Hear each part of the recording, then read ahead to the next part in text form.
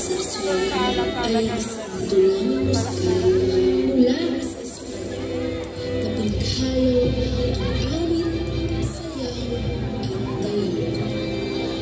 Sa Pilipinas, ito'y naging simbolo ng pag-ibig, pamilya, at buhay ng karaniwang tao.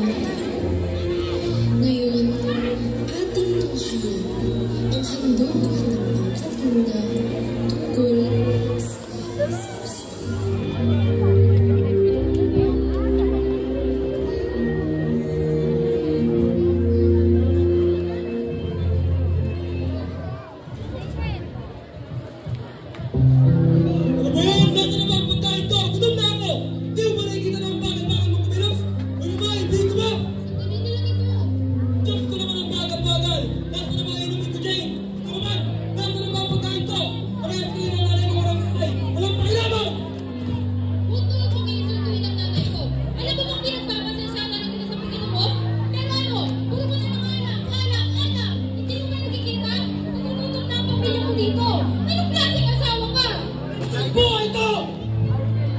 Bata pa lang ako.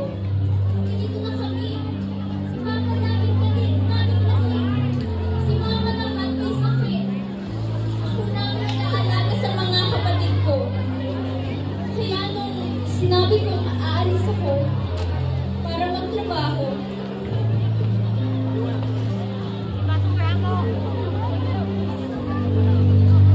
Ate, huwag mo akong iiwan.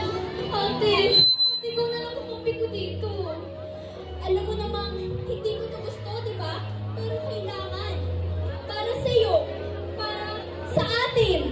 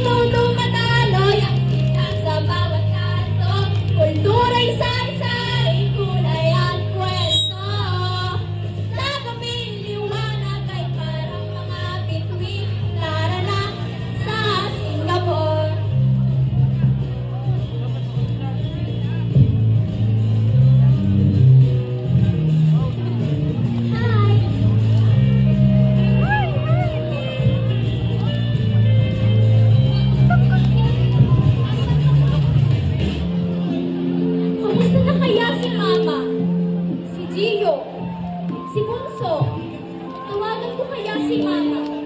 Kung may pagkain pa kaya sa mesa? O si Papa? Naglalasing, nagsusugal pa ba?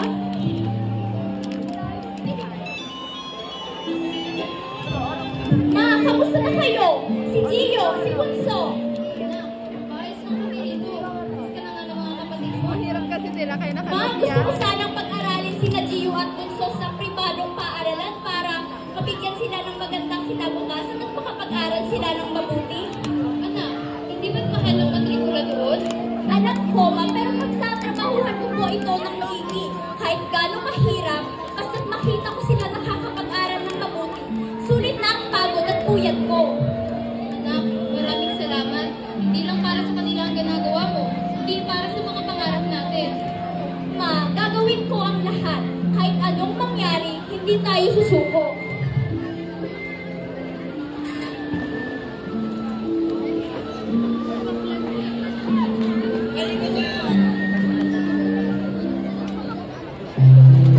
Ma, yung uniforme ko nasa na.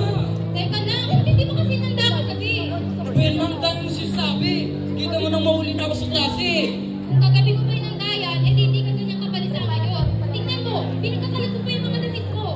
Di mo ba nakita ang dami kong ginawa? Anong ginawa mo kagabi? Hindi ba nakahiga ka lang at nakatutok sa cellphone? O eto, pero sa susunod, hindi na ako mag-aandaan yan. Hindi ako palagi nandito para alagaan ka. Ma, yung bangko, wala pa akong bangko. Hindi mo pa ako binibigyan. Aba, wala kang pakialam, hindi ka pa ng pera? Ma, alam mo naman wala na akong pera eh. Saka, may proyekto na binigay sa amin. Ay, babasok pa lang tayo, kuya, di ba? Mapansin. Tumigil na kayo. O ayan, wala na akong sobra. Kanino sana yan ng ulam mamaya? Dapat lang.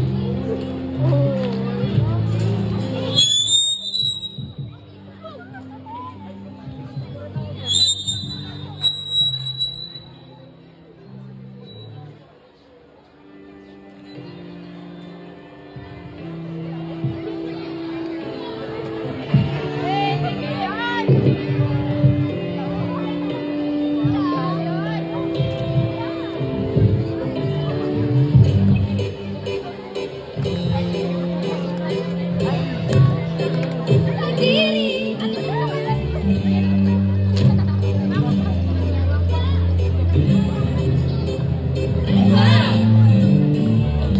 ang ginagawa. Totoo. Marami pang mahusay kesa sa iyo. Manahimik kayo! Ako, sige na kayo. Ang bagong pinyo sa panibagong pagpaparalan. Ginoong nasa unahan, maaari mo bang ipakilala ang iyong sarili? Magandang araw ako si Joaquin Reyes, labing-anim na taong gulang mula sa lungsod ng San Felipe. Ano lang trabaho mo? Anak mo? Ang aking ama ay isang negosyanteng madalas maglakbay at ang aking ina naman ay namamahalan ng aming mga ari-arian. Ano ba? Ay, Joaquin! Sama ka sa amin. Imbitado ka sa karawan ko bukas. Sige ba? Ano kayong magandang regalo para sa kanya? Pintas! Paborito ni Tito yung Gucci. Pintas? Yung Gucci? Oh, bakit? Anong problema? Wala, basta ako sa kanya.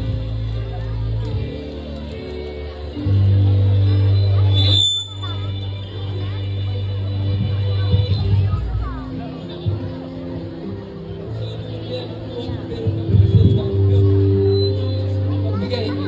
Halos wala na nga kami makain. At doon pa kami sa utang. Nagpadala na po ate. Ma, 3 buwan na siyang nasa Singapore oh.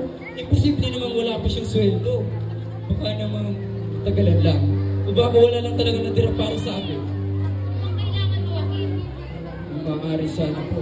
Mga 5,000. Kahit 2,000 po ayos na yan. 5,000? Joaquin, 6,000 lang pinapadala ng ate mo kada buwan. Ma, halos lahat ng yung klase ko may kaya. Ako na lang ang laging wala. Minsan lang. Ma, minsan lang naman. Joaquin, mahal kita. Ngunit huwag mong kalilimutan. Ang bawat perang ipapahawak ko sa'yo ay may kapalit ng hirap at bukas sa malayong lugar. Pero, ma, Joaquin, hindi ko ibibigay ang hinihingi mo. Hindi lahat ng gusto mo anak ay kaya kong ibigay. Lalo na ngayon. Yan na naman tayo, ma. Lagi mo na lang sinasabing, wala, wala. Ano ba? Kahit minsan lang, maramdaman ko na may ginagawa ka para sa akin. Anak, sana maintindihan mo. Hindi na ako kagaya ng dati. Wala kang kwenta. Bakit naging napangita? Sa bawat oras na ako'y nagpapasa ng bago dito, sa bawat pawis na tumutulo sa akin noon, iniisip ko lang na sana sa Pilipinas magaan ang buhay nila. Sana hindi nila makalimutan na bawat panalak ko kapalit ay mga gabing walang pahinga.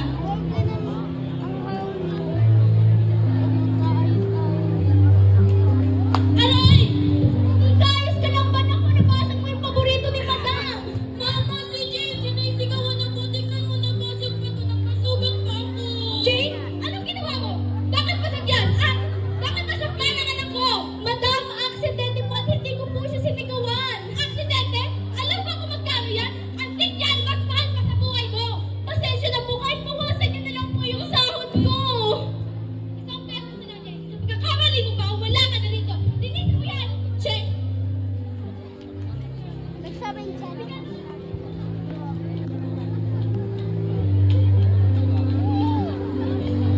Jane? Ayos ka lang ba? Ano sa'yo? Bibi talaga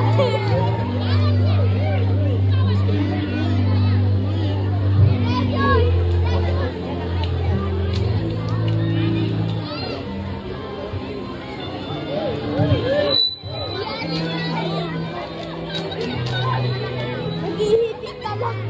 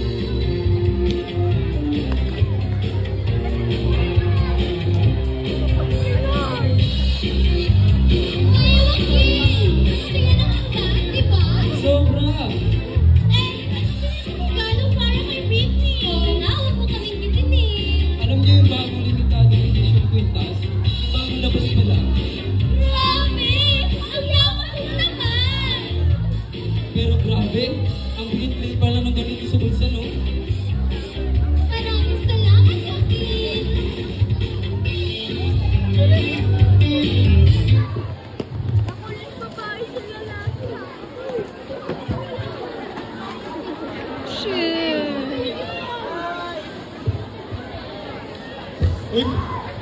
Ang sarap talaga ng tagay, pare. Nakakawala ng problema. Uy, pare, alam mo ba? Swerte ako ngayong linggo. Pakiramdam ko. Swerte? Sa paanong paraan? Ito, pare. Taya natin sabong. Sigurado ako parang yung marak na yun. Pare naman, baka mausang pera mo riyan. Alam mo namang hindi bilang pagsusugal. Huwag kang mag-alala, pare. Kapag nanalo, doble, triple ang palit nito. Doon, makikita nila na hindi lang ako basta-basta. Eh, paano kung matalo? Pag natalo? Eh, di bukas ulit. Ganyan ang buhay, pare. Ulas! Nasaan na ang perang inipon natin para pambayad sa utang? Ano naman, Maria? Pera? Wala akong ginawang pera sa'yo. Paulit-ulit ka na ng ulas! Hindi ka na natuto! Ha? Ako po nagnakaw ng pera. Ang ibig sabihin na lang. Ako po nagnakaw ng pera, inay. Nagsisitay. Nais ko lang sana bilang ng regalo si Britney. Naiiyak kasi po dahil mahirap lang tayo. Anak, hindi mo naman kailangan magkakang ng pera para lang makipagsabayan sa kanila. Masakit man, pero ang kayamanan hindi nasusukat sa pera o regalo. Uwi na tayo.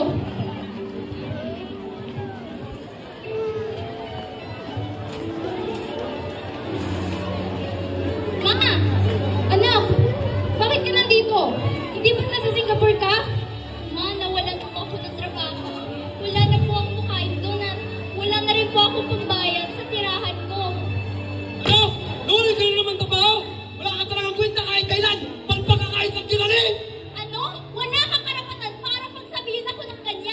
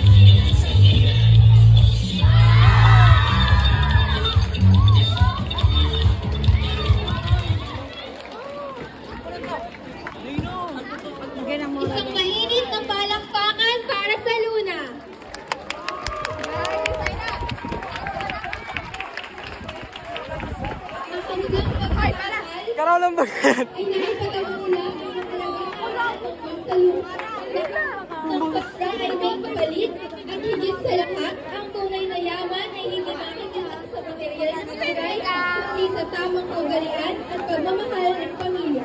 Maraming salamat, Tuna. Oh my God, I'm so happy! It's finally done! Yay! Tapos na! Nandito na sound system niya. Papahuli pa ang mga mag-aaral mula sa ika-6 na baitang. Pakinggan natin ang kanilang sabayang pagbigkas. Isang pagtatakpan ng piling, diwa at pagkakas.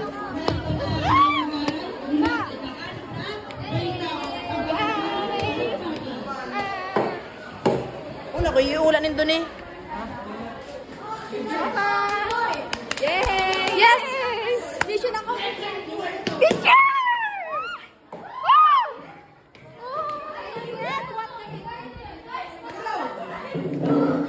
Tara na guys!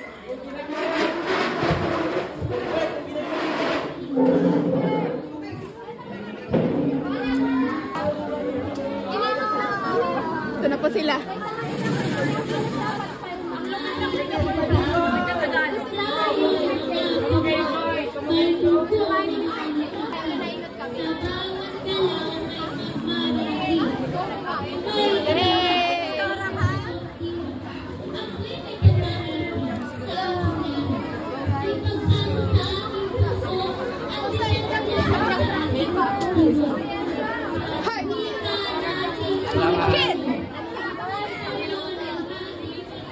Alata, Bernice. Tapos sa dalanan. Ay!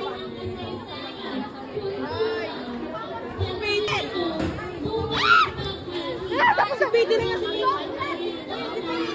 Bay!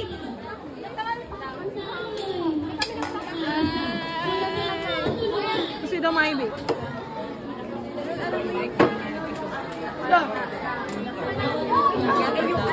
Ay, nahulog na lang. Pwede daw, sa mukha. Ay! Tinukat. What? It's all Sir!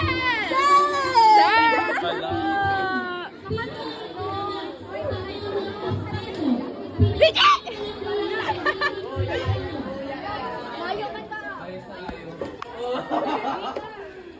Tapos na.